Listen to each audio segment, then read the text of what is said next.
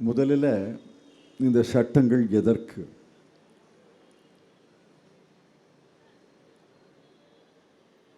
Indian penal கோடில்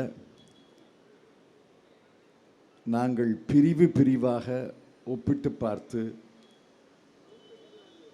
உறுதியாக சொல்கிறேன், 90 முதல் 95% பழைய பிரிவுகள், பழைய வாசகங்கள், பழைய சொற்கள், பழைய சொற்றொடர்கள் அப்படியே புதிய சட்டத்தில் காப்பி அடித்து ஒட்டியிருக்கிறார்கள். கிரிமினல் ப்ரொசீஜர் கோடை பொறுத்தவரையில் 95% காப்பி அடித்து ஒட்டியிருக்கிறார்கள். இந்தியன் எவிடன்ஸ் ஆக்டில் 99% காப்பி அடித்து ஒட்டியிருக்கிறார்கள். இதை நான் பல மாதங்களாக சொல்லி வருகிறேன். அரசு மறுக்கிறதை ஒழிய, அதுவும் மழுப்பலாக மறுக்கிறார்களே ஒழிய விவாதத்துக்கு தயாராக இல்லை. நியாயமாக ஒரு பட்டிமன்றம் நடத்தணும், அரசின் சார்பிலே வழக்கறிஞர்கள் வரணும்,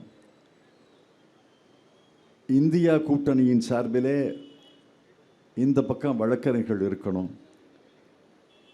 அங்கே ஸ்க்ரீனில் பழைய பிரிவு, புதிய பிரிவு, மொத்தம் எத்தனை பிரிவுகள் என்று ஒரு பிரிவாக ஒப்பிட்டு பார்க்கணும். இந்தியன் பீனல் கோடில் 513 பிரிவுகள் இருக்கின்றன, 26 அத்தியாயங்கள் இருக்கின்றன. 26 அத்தியாயங்களில் அவர்கள் செய்தது, அவர்களுடைய கூற்றுப்படி 24 பிரிவுகளை நீக்கியிருக்கிறார்கள், 22 பிரிவுகளை சேர்த்திருக்கிறார்கள். ஆக 513 பிரிவுகளில் 24 + 22 46 பிரிவுகளிலே கை வைத்திருக்கிறார்கள் என்றால் எதற்காக 450 பிரிவுகளை மாற்றணும்? அதே மாதிரி கிரிமினல் ப்ரொசீஜர் கோடில் 95%, இந்தியன் எவிடன்ஸ் ஆக்டில் 99% அப்படியே காப்பி அடித்து ஊட்டியிருக்கிறார். கேட்டால் பிரிட்டிஷ் காலனி சட்டத்தை நாங்கள் தூக்கி எறிகிறோம் என்கிறார். என்ன பிரிட்டிஷ் காலனி சட்டத்தை தூக்கி எறிஞ்சிருக்கீங்க? உண்மையிலே சொல்லப்போனால் லார்ட் மெக்காலே அவர்களுக்கும் சர் ஜேம்ஸ் ஃபிட்ஸ்ஜேம் ஸ்டீஃபன்ஸ் அவர்களுக்கும் அஞ்சலி செலுத்தியிருக்கிறார்கள். இது பாஸ்தமஸ் ட்ரிபியூட். அவர்கள் எழுதிய ஆங்கிலத்தை எங்களால் மாற்ற முடியவில்லை, அதை விட சிறந்த ஆங்கிலத்தை எழுத முடியவில்லை என்று ஒப்புதல் வாக்குமூலம். 90 முதல் 99% காப்பி அடித்து ஒட்டியிருக்கிறார்கள் என்றால் என்ன காலனி ஆதிக்கத்தை நீங்கள் எதிர்க்கிறீர்கள்? உங்களுடைய இயலாமையை, கையாளகத்தன தன்மையை, அவர்கள் எழுதியதை விட சிறந்த வாசகங்களை எங்களால் எழுத முடியவில்லை என்பதை ஒப்புதல் தந்திருக்கிறார்கள். ஆக இந்த சட்டத்தில் திருத்தங்கள் செய்யணும். நான் செய்ய வேண்டாம்னு சொல்லலை. இப்போ கிரிமினல் ப்ரொசீஜர் கோடை, பழைய கிரிமினல் ப்ரொசீஜர் கோடு 1903 நினைக்கிறேன், 1973 நம்ம மாற்றுறோம். அந்த மாதிரி எழுதியிருந்தால் பரவாயில்ல. காப்பி அடித்து ஒட்டியதுக்கு எதற்காக சட்டம்? என்ன பண்ணியிருக்கணும்? நீங்கள் புதிதாக ஒரு பிரிவை சேர்க்க வேணும்னா அதை திருத்தமாக சேர்த்துருக்கலாம், அமெண்ட்மெண்ட். ஒரு பிரிவை நீக்க வேண்டும் என்றால் அதை டெலீட் பண்ணியிருக்கலாம். அவ்வளோதானே செஞ்சுருக்கணும். அதற்காக அனைத்து சட்டங்களிலேயும் அனைத்து பிரிவுகளையும் எதை மாற்றியிருக்கிறார்கள்? எண்களை மாற்றியிருக்கிறார்கள், செக்ஷன் நம்பரை மாற்றியிருக்கிறாங்க. இப்போ லட்சக்கணக்கான வழக்கறிஞர்கள், ஆயிரக்கணக்கான நீதிபதிகள், பல லட்சம் காவல்துறை அதிகாரிகள் மீண்டும் படிக்கணும். இப்போ 302 என்றால் கொலை என்று சின்ன பிள்ளைக்கு கூட தெரியும், நேற்று தேர்ந்த கான்ஸ்டபிளுக்கு கூட தெரியும். இப்போ அதனுடைய பிரிவை தேடணும்னா 101க்கு போகணும். ஏன் 201 101 103? எதுக்கு 302 மாற்றுறீங்க? 302 மாற்றி 302 203 மாற்றுறதுல என்ன லாபம் இருக்கு உங்களுக்கு? இது குழப்பத்தை தான் விதைக்கும். பல நீதிமன்றங்களில் அந்த பெரிய குழப்பம் இருக்கும்.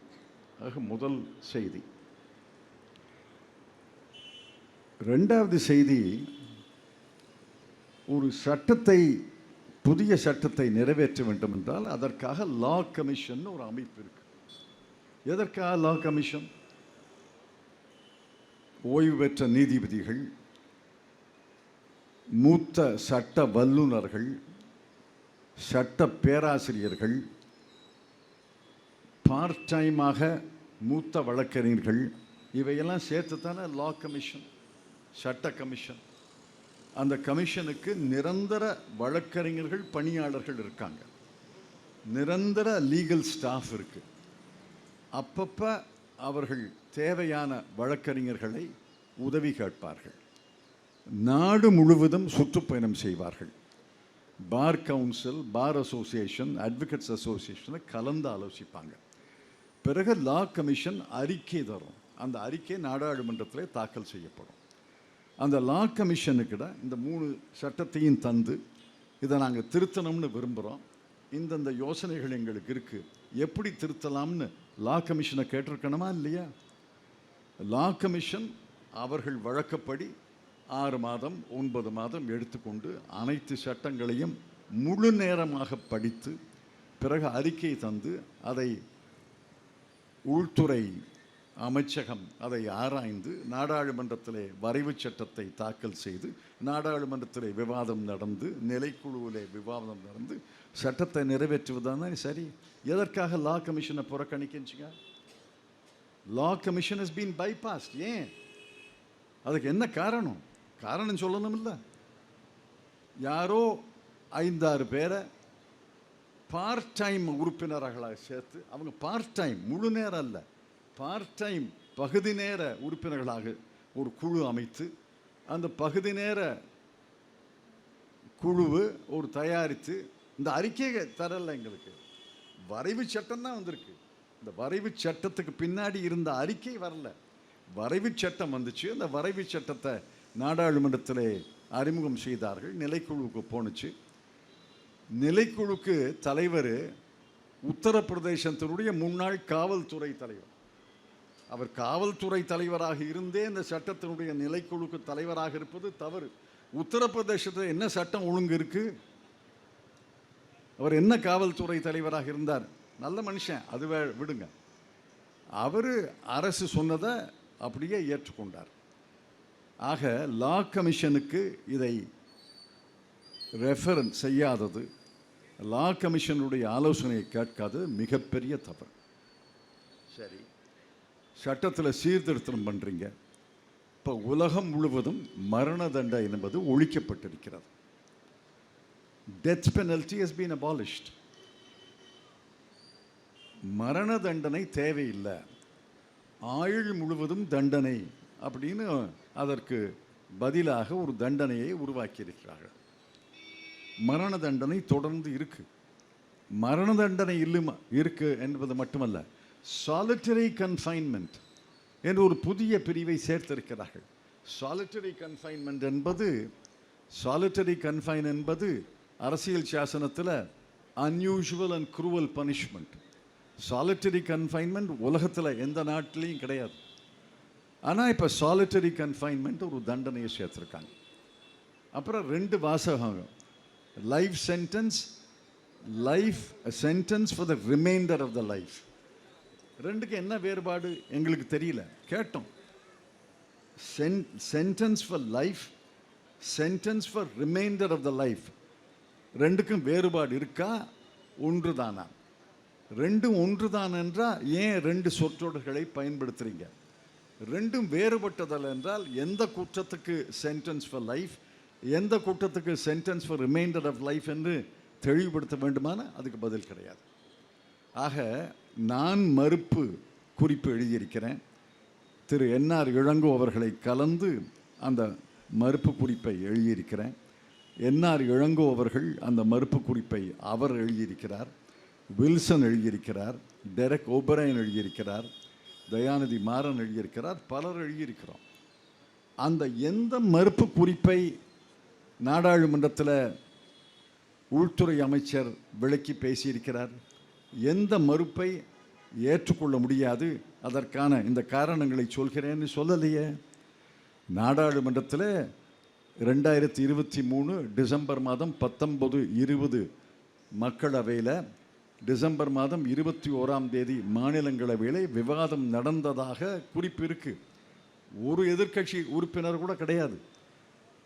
146 பேரை வெளியேற்றிவிட்டு எதிர்க்கட்சிகள் புறக்கணித்த நாடாளுமன்ற அவைகளில் ஆளுங்கட்சி மட்டுமே பேசி, ஆளுங்கட்சி மட்டுமே வாக்களித்து இந்த 3 சட்டங்களை நிறைவேற்றி இருக்கிறார்கள் என்றால் இது காலனி ஆதிக்கத்தை விட மோசமான ஆதிக்கம், மோசமான அரசு என்று நான் குற்றம் சாட்ட விரும்புகிறேன்.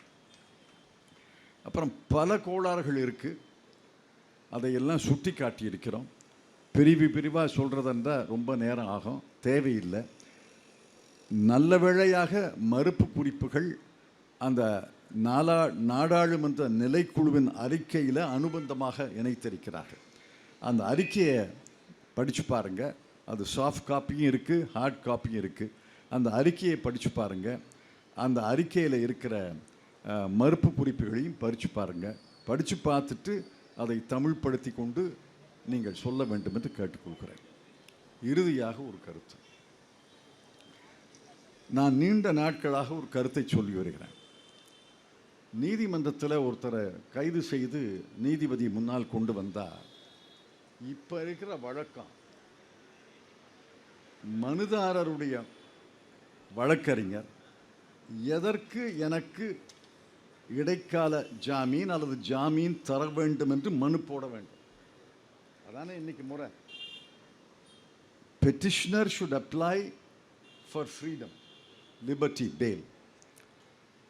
இதுவே தவறு என்பது என்னுடைய அபிப்பிராயம். மனுதாரர் மனு போட வேண்டிய அவசியமே கிடையாது. ஏன்னா பிறக்கும்போதே சுதந்திர நாட்டில் பிறக்கும்போதே சுதந்திரத்தோடு பிறக்கிறான். ப்ராசிக்யூட்டர் மனு போடணும், எதற்கு இவருக்கு விடுதலை தரக்கூடாது என்று அவர் மனு போடணும். Actually the prosecutor must file why he should be sent to custody and why he should not be released on bail. இப்போ தலைகீழாக இருக்கட்டும், தலைகீழாக இருக்கட்டும். இன்னைக்கு இருக்கிற சட்டம் என்ன சொல்லுதுன்னா, கிருஷ்ணயர் என்ன சொன்னார் 1986, fail is the rule, jail is the exception. ஜாமீன் தான் விதி, சிறை தண்டனை என்பது, சிறை காவல் என்பது விதி விலக்கு என்று சொன்னார். இதை 40 ஆண்டுகளாக மூத்த நீதிபதிகள், அறிவார்ந்த நீதிபதிகள் சொல்லி வருகிறார்கள். இந்தியாவுடைய தலைமை நீதிபதி பல இடங்களில் fail is the rule, jail is the exception, fail is the rule, jail is the exception சொல்லி வருகிறார். ஆனால் எந்த நீதிமன்றமும் கேட்குற மாதிரி தெரியலையே. ட்ரையல் கோர்ட்டில் இன்றைக்கி பெயிலே கிடைக்காது. யாருக்கு பெயில் கிடைச்சிருக்கு? முதல் கோர்ட்டில் யாருக்கு பெயில் கிடைச்சிருக்கு? 1000 ஒருத்தருக்கு பெயில் கிடைக்கலாம், அது கூட எனக்கு தெரியாது. எனக்கு தெரிஞ்சு ட்ரையல் கோர்ட்டில் எந்த முக்கிய வழக்கிலையும் பெயிலே தர்றது கிடையாது. அப்புறம் ஹைகோர்ட்டுக்கு வருது.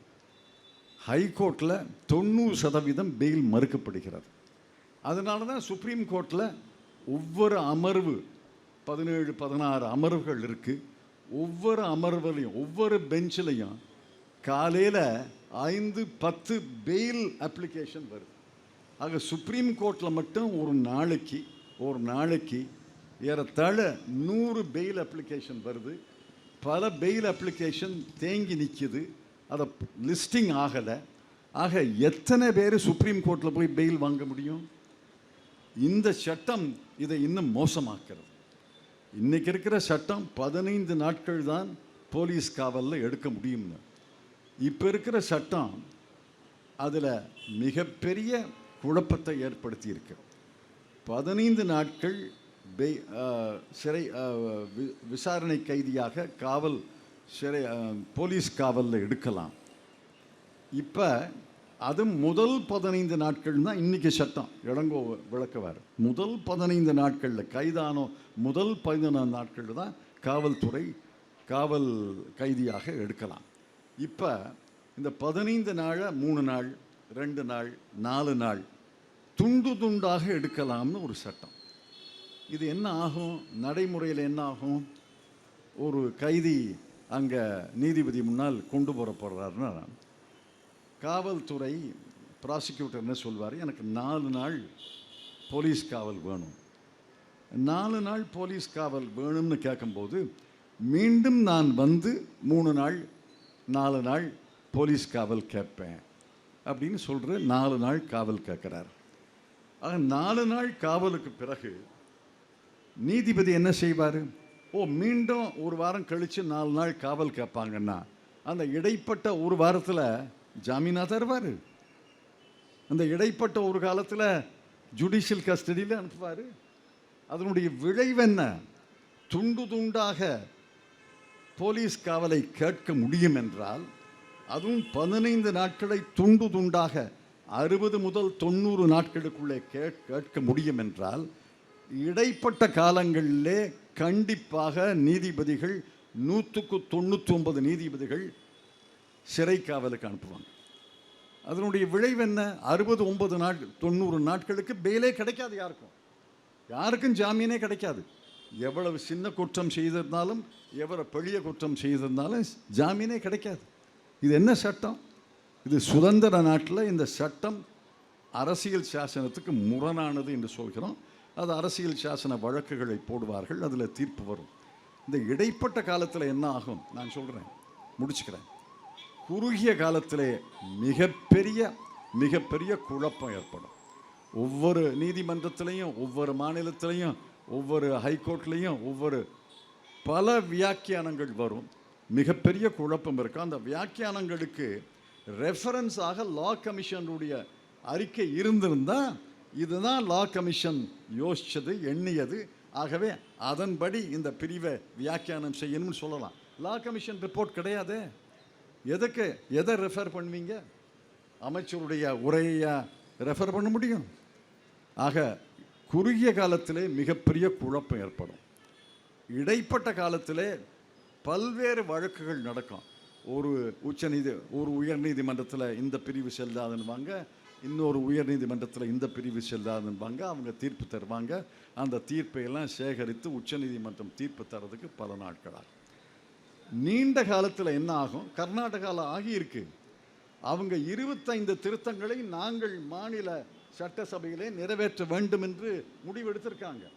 ஏன்னா இது கன்கரண்ட் சப்ஜெக்ட், பொதுப்பட்டியல் இருக்கு. பொதுப்பட்டியல் இருப்பதால் மாநில அரசுகள், மாநில சட்டப்பேரவைகள் திருத்த முடியும். ஆக திராவிட முன்னேற்ற கழக அரசு தமிழ்நாடு சட்டப்பேரவையில் 10 திருத்தங்களை கொண்டாது. அதே நேரத்தில் அங்கே மத்திய பிரதேசத்தில் இருக்கிற பாரதிய ஜனதா கட்சி அரசு ஒரு 5 திருத்தங்களை கொண்டாடுது. எந்த திருத்தங்களை அவர்கள் ஏற்றுக்கொள்வார்கள், எந்த திருத்தங்களை மறுப்பார்கள்? ஒரு கண்ணில் வெண்ணெய் வச்சு, ஒரு கண்ணில் சுண்ணாம்பை வச்சு, இது தமிழ்நாடு சட்டசபை நிறைவேற்றிய திருத்தம் அரசியல் சாசனத்தின் 254 பிரிவு படி நான் மறுக்கிறேன்னா மறுத்ததான். இன்னொரு மாநிலத்தினுடைய சட்ட திருத்தை ஏற்றுக்கொண்டால், நீங்கள் இந்தியன் பீனல் கோடை பாருங்கள், கிரிமினல் ப்ரொசீஜர் கோட் பாருங்கள், மாநில திருத்தங்கள் அடங்கியது தான் இன்றைக்கி சட்டம். ஆக மாநிலங்கள் திருத்த முடியும். மாநிலங்கள் அனைத்து திருத்தங்களையும் கொண்டு வர முடியும். இப்போ நம்மெல்லாம் முடிவெடுத்து முதலமைச்சரிடம் சொல்லி, சட்ட அமைச்சரிடம் சொல்லி, இந்த திருத்தங்களை எல்லாம் தமிழ்நாடு சட்டப்பேரவையில் நிறைவேற்ற வேண்டும் என்று ஒரு முடிவெடுத்து அந்த திருத்தங்கள் நிறைவேற்றப்பட்டால் அரசு ஒப்புதல் தருமா தராதா? ஒப்புதல் தர வேண்டும். ஒப்புதல் தருவார்களா என்ற நம்பிக்கை எனக்கு இல்லை. ஒப்புதல் தர மறுப்பார்கள். ஆக மிகப்பெரிய குழப்பம் ஏற்படும், மிகப்பெரிய சோதனை ஏற்படும். இந்த கிரிமினல் சட்டமே, கிரிமினல் சட்டத்தினுடைய பரிபாலனமே, அட்மினிஸ்ட்ரேஷன் ஆஃப் கிரிமினல் ஜஸ்டிஸ் மிகப்பெரிய குழப்பத்தில் ஆளும். ஆகவே இந்த சட்டங்களை நிறுத்தி வைக்க வேண்டும். இதை மீண்டும் லா கமிஷனுக்கு அனுப்பி மறுபரிசீலனை செய்ய வேண்டும் என்பதுதான் நம்முடைய கோரிக்கை.